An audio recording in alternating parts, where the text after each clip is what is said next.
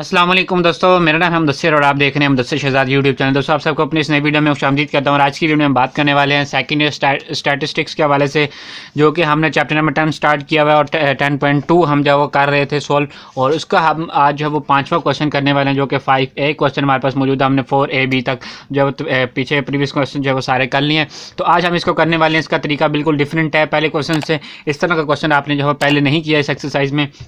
आपको जब इस वीडियो को लास्ट तक देखना पड़ेगा ताकि आपको जब इसको समझना है, लेकिन मैं आपको इतने आसान तरीके से समझा दूंगा, कोई चीज़ मुश्किल आपके पास जब रह नहीं जाएगी जिसको आपको सॉल्व करना ना आता हो, तो इंशाल्लाह बहुत आसान तरीके से समझा दूंगा। पहले मैं क्वेश्चन पढ़ लेता हूँ, ज़्यादा थ्योरी में नहीं जाऊँगा हर दफ़ा की तरह। Find the value of x. आपके काम की सिर्फ एक चीज़ है कि आपने एक्स की वैल्यू फाइंड करनी है, which corresponds to a standardized value of -2.05 and 0.86 for each of the following distributions. आप क्वेश्चन सॉल्व करने से पहले इस चीज़ को मद्देनजर रखें कि ये जो दो वैल्यूज़ हमारे पास मौजूद हैं, -2.05 एंड 0.86, ये दोनों वैल्यूज़ हमारे पास z की वैल्यूज़ हैं। आपने सिर्फ इस चीज़ को अपने जहन में रखना है। z जिसको कह सकते हैं स्टैंडर्डाइज्ड वैल्यू है हमारे पास, तो इसका जो सिंबल हम यूज़ करते हैं वो z ही करते हैं, तो आपने जो है z इसको जो है रखना है। बाकी बात कीजिए कॉरेस्पॉन्ड्स का क्या मतलब है, स्टैंडर्डाइज वैल्यू का क्या मतलब है, तो हमारे पास मतलब कि स्टैंडर्डाइज वैल्यू का मतलब लेना चाहिए तो उसका मतलब होता है मयारी कीमत। आप वैल्यू का मतलब कीमत होता है। कॉरेस्पॉन्ड्स का मतलब होता है मुसाविक। इन जो वैल्यूज़ हमारे पास इसका इक्वल हमारे पास यहाँ पर आना चाहिए, जो कि इसने नीचे 3 पॉइंट्स में जो दिया है, तो वो कह रहा है कि इसकी जगह आपने इसको इस्तेमाल करना है। अब इसके की पॉइंट्स क्वेश्चन के क्या हैं जो कि आपको क्वेश्चन को सोल्व करने में मदद दे सकते हैं, वो ये हैं कि ये हमेशा जो है दो वैल्यूज़ दी गई हैं हमारे पास कोमास में, ठीक है। x रीचेस टू n, अभी आप इसको छोड़ दें या आपका अभी अब इसको आप ना ही छेड़ें तो अच्छा है, ताकि आपको जो वो मतलब कि मसला ना क्वेश्चन सॉल्व करने में। हमारे पास 62.3 and 38 mu sigma square a and b। दरमियान में आप जो कोमा देख रहे हैं लिखा हुआ है, इसके दोनों लेफ्ट एंड राइट साइड पर जो वैल्यूज़ हैं ये दो वैल्यूज़ हैं, और आपने इस चीज़ को हमेशा अपने जहन में रखना है। पहली वैल्यू कोमा से जो भी होती है वो हमारे पास सिग्मा की म्यू की वैल्यू होती है हमारे पास। कोमा से लेफ्ट साइड पर पहली वैल्यू कौन सी होती है, जैसे पहली वैल्यू 62.3 है, इधर म्यू है, इधर ए है, ये सारी वैल्यूज़ हमारे पास क्या है, म्यू की वैल्यूज़ हैं, ठीक है। आपने इस चीज़ के ऊपर गौर करना है। और दूसरी हमारे पास जो वैल्यूज़ आती है कोमा के बाद, जो कि 38 है, उसके बाद सिग्मा स्क्वायर है, उसके बाद बी लिखा हुआ है, ये हमेशा सिग्मा स्क्वायर की वैल्यूज़ होती है। मतलब इसने वैल्यू जो दी है, ये पहली वैल्यू इसने म्यू की दी होती है, दूसरी वैल्यू इसने सिग्मा स्क्वायर की दी होती है। और दूसरी बात पर गौर कीजिएगा, जो हम फार्मूला में इस्तेमाल करेंगे वो हम म्यू की तो करेंगे, म्यू हम उसमें जब इस्तेमाल करेंगे, लेकिन जब हम सिग्मा स्क्वायर की बारी आएगी दूसरे को इस्तेमाल करने के लिए, तो सिग्मा स्क्वायर नहीं हम इस्तेमाल करते हैं, हम सिग्मा इस्तेमाल करते हैं, जो कि मैं आपको बताऊंगा कि सिग्मा स्क्वायर से सिग्मा में कैसे कन्वर्ट करते हैं। और ये दो की पॉइंट्स, एक ये कि इसको वैल्यूज़ को आपने जेड में देखना है, और दूसरा की पॉइंट ये आपने इस क्वेश्चन में याद रखना है कि पहली वाली म्यू और दूसरी वैल्यू हमारे पास सिग्मा स्क्वायर की होती है। तो आपने ये चीज़ें जो है अपने जहन में रखनी है, और कुछ भी नहीं है, बहुत आसान तरीके से मैं समझाऊँगा, आपको बहुत ईजीली समझ आ जाएगी। तो सबसे पहले हम जो वैल्यूज़ लिखते हैं, तो सबसे पहली वैल्यू हमारे पास क्वेश्चन में क्या है, और वैल्यूज़ आपने जो लिखनी होती हैं वो लिखनी होती है इसी क्वेश्चन की। तो आपने पहली वैल्यू हमारे पास क्या 62.3, और वे किसकी है, म्यू की। तो आप यहाँ पर इजीली आकर लिखें म्यू। म्यू लिखने के बाद आप इसका जो वो साइन आप जिस तरह भी लगाना चाहें, मतलब कि इजी आपको लगता है उस तरह से आप कर सकते हैं। अब आपने लिख लिया म्यू की वैल्यू। अब मैंने आपको जैसे कहा कि पहले मैं दूसरी वैल्यू भी लिखता हूँ, जो कि 38 है, किसकी वैल्यू है, सिग्मा स्क्वायर की। ये हमारे पास सिग्मा स्क्वायर हो गया, उसकी कौन सी वैल्यू है, 38 हमारे पास क्या वैल्यू है ये। अब आपने इसको कैसे कन्वर्ट करना है, किसमें जो हमारे पास मौजूद है सिग्मा, जो हम फार्मूला यूज़ करेंगे वो सिग्मा अभी आपको मैं आगे चल के बताता हूँ आपने जो है कैसे करना है। पहले इसको मैं कन्वर्ट करने का तरीका आपको बता दूँ, फिर आपको आगे भी समझ लग जाएगी। तो आपने अब सबसे पहले क्या करना है, दोनों तरफ से आपके पास, अब आपके पास आ गया सबसे पहले सिग्मा स्क्वायर आ गया, उसके बाद 32 है। अब आप ले सिग्मा स्क्वायर इधर आप लिखें, उसके इक्वल लिखें 38। आप जब लिखेंगे दोनों साइडों पे आपने स्क्वायर रूट ले लेना है, और स्क्वायर रूट ये स्क्वायर इससे कट जाएगा और नीचे आपके पास रह जाएगा सिग्मा। आपने इसको इक्वल रखना है, और ये 38 है, इसका आपने सिंपली यहाँ पर कैलकुलेटर में डायरेक्ट पुट करना है, जो कि हमारे पास लिखा हुआ है 38 आपने यहाँ पर लिखना है, और आपके पास नीचे जो सिंपली आंसर आ जाएगा 6.16। आपने सिंपली इसको जो है यहाँ पर लिख लेना है, जो कि आपके पास सिग्मा की वैल्यू आ चुकी है। इतना ज़्यादा आसान है, कोई भी चीज़ मुश्किल नहीं है। दोबारा आप नीचे लिखना चाहे वैल्यूज़ को दोबारा भी लिख सकते हैं, कोई मसला नहीं है। अब आज हम फार्मूला कौन सा इस्तेमाल करने जा रहे हैं, जाना पहचाना फार्मूला, जो कि आपके सामने है, z is equal to x minus mu sigma, जो कि पिछली वैल्यूज़ हमने इस्तेमाल किया था, ये मैंने ऊपर लिखा था।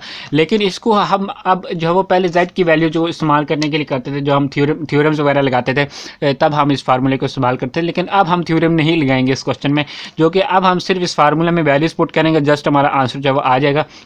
तो अब हम इसको इसमें कैसे कन्वर्ट करते हैं, अगर आप इसके बारे में अगर आपको समझ लग गई है कि इनकी वैल्यूज़ को जो है कैसे कन्वर्ट करते हैं, तो वेल एंड गुड, नहीं लगी तो कमेंट कर दें। वैसे आपके लिए इतना जानना ज़रूरी भी नहीं है। ये जो फार्मूला है हमारे पास इसमें बुक में मौजूद है, अगर आप बुक में आएँ आपको मैं बता देता हूँ सिंपली। ये जो क्वेश्चन हमारे पास लिखा हुआ है इससे 2-3 पेजेस जब आप पीछे चले जाएं पीछे पेजेस में, तो डी स्टैंडर्डाइजिंग के हवाले से हमारे पास जो लिखा हुआ है हमारे पास मेथड अगर आपको सामने नजर आ रहा हो, sometimes it is required to find a value of X that corresponds to a standardize value of Z, we use the relation. हम ये रिलेशन जो वो यूज़ करते हैं किसके लिए, स्टैंडर्डाइज वैल्यू जो हम मालूम करने की, जो कि कोरिस्पॉन्ड्स करती है स्टैंडर्डाइज वैल्यू को ऑफ जेड, मतलब कि जेड की वैल्यू को, ठीक है।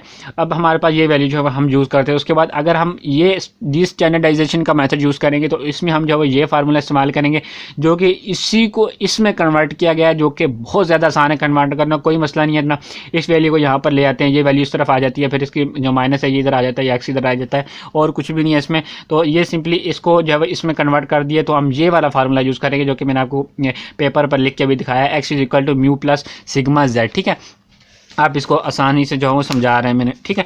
अब आपने दो चीज़ें भी लिख ली हैं। अब आपने इसके लिखने के दो तरीके, क्वेश्चन को करने के, इसको करने के भी 2 या 2 से ज़्यादा तरीके आपको जो है वो बता सकता हूँ कि इसके 2 या 2 से ज़्यादा तरीके हैं, लेकिन आपको मैं एक तरीका इसमें समझाने वाला हूँ आज, जो कि बहुत ज़्यादा ईजी तरीका है, वही मैं आपको समझाऊंगा। दूसरा तरीका अगर आपको समझने अगर ये ना आया तो आप नीचे कमेंट कर सकते हैं, मैं दूसरे तरीके से भी यही क्वेश्चन जो अपलोड करूँगा ताकि आपको जब वो भी ईजी लगे। लेकिन वो इससे थोड़ा कह सकते हैं एक पॉइंट जो है पॉइंट 1 जो है वो थोड़ा सा मुश्किल है, और कुछ भी नहीं है उसमें भी, बहुत ज़्यादा ईजी है। इसको हल करने के भी 2 तरीके हैं, जिसको कहते हैं प्रेजेंट करने के।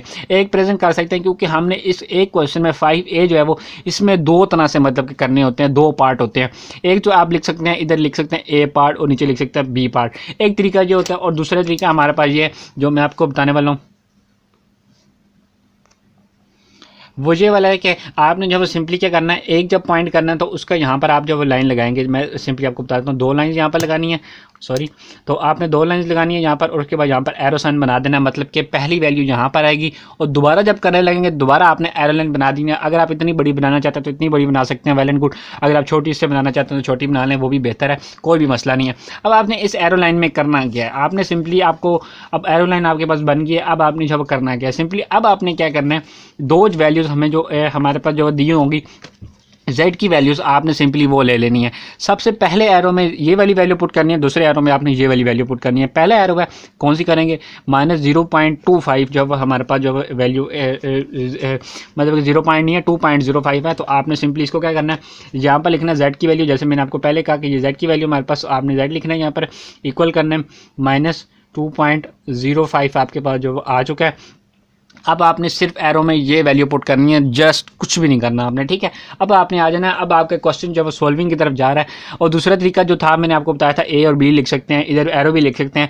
उसके बाद एक और काम आप कर सकते हैं इसमें, इसको बताने के लिए कि हम यहाँ पर पहली मतलब क्या जेड की वैल्यू निकाल रहे हैं, उसके बाद दूसरी निकाल रहे हैं। वो ये होता है कि आप फार्मूला को जो है वो मार्कर से इस्तेमाल कर सकते हैं। मतलब मार्कर से किस तरह लिख सकते हैं, आप यहाँ पर लिखें, जैसे मैं आपको बताता हूँ, ये हम फार्मूला इस्तेमाल करें, ये फार्मूला, ठीक है।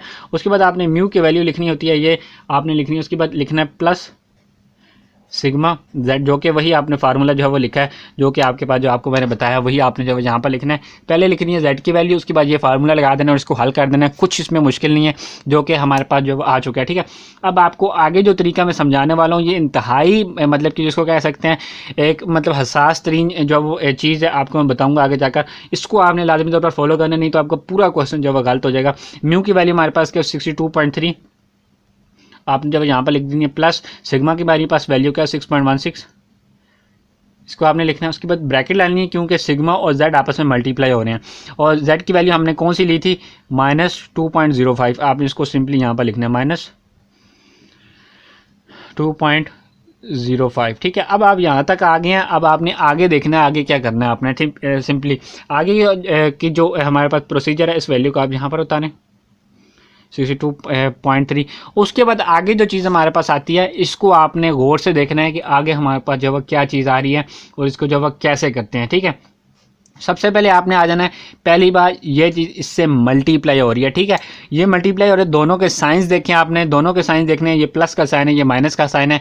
अब आपने ये रूल मैथ्स में और स्टैट्स में शायद पढ़ा हो, मैथ्स में काफ़ी ज़्यादा बच्चों ने पढ़ा होता है, माइनस माइनस प्लस हो जाता है, माइनस माइनस प्लस हो जाता है, या माइनस प्लस अगर किया जाए तो वो माइनस हो जाता है, प्लस प्लस क्या होता है, वो सारी चीज़ें आपने जब वो पढ़ी होंगी। तो इसमें हमारे पास जो आ रही है चीज़ वो आ रही है प्लस और माइनस।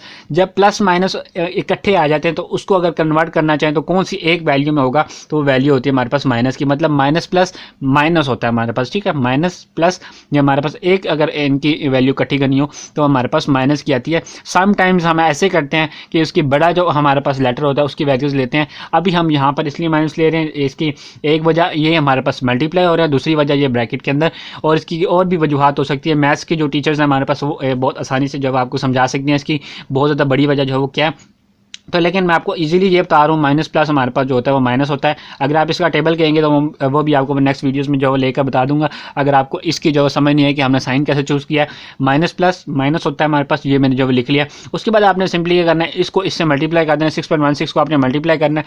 तो आपको मैं बता देता हूँ 6.16 मल्टीप्लाई किसके साथ करना है, माइनस माइनस लिख लिया मैंने 2.05 आपने लिखना है। उसके बाद आपके पास जो आंसर आ रहा है इसका ये साइन आपने जब ख़त्म करना है, एक मिनट थोड़ा सा वेट कीजिएगा। ये देखें, ये आपने जब करना है।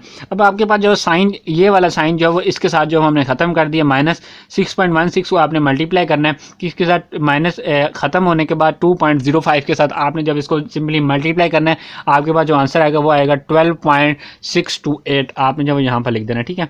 मैं एक दफ़ा दोबारा आपको क्वेश्चन समझाऊंगा। अगर अभी आपको कन्फ्यूजन आ रही है इस क्वेश्चन को कैसे करते हैं, पहले मैं एक दफ़ा इसको करवा दूँ, फिर आपको जब बता दूंगा इसका। तो सिंपली इसको अगर आप अब इससे जब माइनस करेंगे तो आपके पास सिंपली आपके पास आंसर आएगा। मैं टाइम सेविंग के लिए जल्दी लिख देता हूँ, 49.672 आपके पास जब आंसर आएगा, जो कि हमारे पास यही आंसर है। सिंपली अगर आप देखना चाहें बुक पे भी वो भी देख सकते हैं आप। ये जो आप हाल देख रहे हैं ना, ये सिर्फ और सिर्फ पसीने की वजह से आ रहा है, गर्मी की वजह से आ रहा है, और कुछ भी नहीं है, क्योंकि फ़ैन ऑफ किया हुआ है और आपको पता जुलाई के महीने चल रहे हैं। उसके बाद आपने जब इस तरह करना है, फिर आप इस तरह जो एक मतलब ब्रैकेट लिखेंगे। उसके बाद आप पहली दफ़ा क्या करेंगे, पहली दफ़ा आपने जो वो यूज़ की थी -2.05, तो अब हम जो वो यूज़ करेंगे 0.86, जो कि हमारे पास z की वैल्यू है। आपने आ जाना है यहाँ पर लिखना है z इक्वल करना है 0.86, हमारे पास जो वैल्यू आ गई है। उसी तरह आपने दोबारा क्या करना है, दोबारा आपने मतलब कि यही वाला फार्मूला यहाँ पर लगा देना है, जो कि हमारे पास x है, इक्वल लिखना है म्यू प्लस सिग्मा, ये हमारे पास z की वैल्यू, ठीक है। सिंपली इतना करना है। उसके बाद आपने z को सारी वैल्यू को जब हल कर देना है, और उसके बाद आपने इक्वल लिखना है, और म्यू की हमारे पास क्या वैल्यू है 62.3, आपने यहाँ पर आने 62.3 लिखना है, प्लस करना है। सिग्मा की क्या वैल्यू है 6.16 आ गया। अब ब्रैकेट में आपने इसलिए लिखना है क्योंकि सिग्मा जो z से मल्टीप्लाई हो रहा है। अब हमने इसमें z की यहाँ पर जो वैल्यू पुट करेंगे, तो क्या ली थी हमने वैल्यू इधर 0.86, ये आपने यहाँ पर लिख देनी है।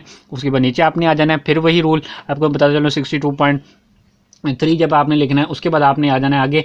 उसके बाद आपने ये देखना है कि इसके दोनों जो साइंस हैं वो आपके पास क्या है, तो प्लस प्लस हमारे पास जो यहाँ पर हम प्लस यूज़ करेंगे।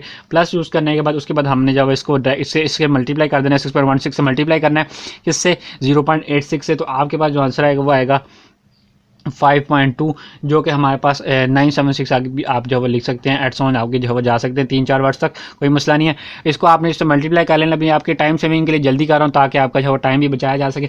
उसके बाद नेक्स्ट आपने क्या करना है, 62.3 को प्लस कर देना है 5.2976 से, आपने जो मल्टीप्लाई करना है। उसके बाद आपके पास आंसर आएगा 67.5976 आपके पास जब आंसर आएगा। पॉइंट के बाद 1-2 पॉइंट आगे पीछे भी हो सकते हैं। काफ़ी ज़्यादा बच्चे जब इस पर कहते हैं कि ये हमारे पास गलत क्यों आंसर है, तो वह 1-2 पॉइंट आगे पीछे हो सकते हैं। सिंपली अब आगे मैं आपको एक दफ़ा फिर समझाता हूँ क्वेश्चन को, जो कि बहुत ईजी तरीके से, और पेज का बुरा हाल हो चुका है इस वक्त, तो मैं एक दोबारा समझाता हूँ आपको एक दफ़ा।